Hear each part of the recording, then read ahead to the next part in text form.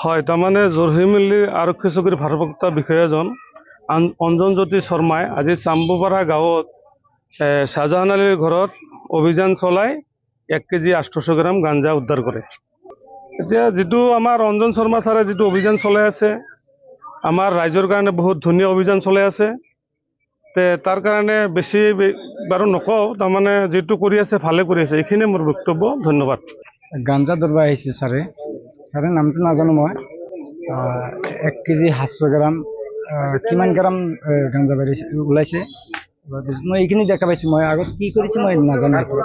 এইটো শাহজাহান আলী চাম্বুপাৰা গাঁও। আগৰ পৰাই গাঞ্জা বিকে নেকি? এইটো নাজানো মই আজি দেখা পাইছো। এইটো ধৰাৰ কাৰণে ভাল কাম কৰিছে। ভাল হৈছে ন? এইটো ভাল হৈছে। এইটো আমাৰো মানুহে খাওঁতে আৰু দিগদাৰ হৈ যায়, বেমাৰ হৈ যায়, সেইকাৰণে ধৰিছে, ভাল হৈছে।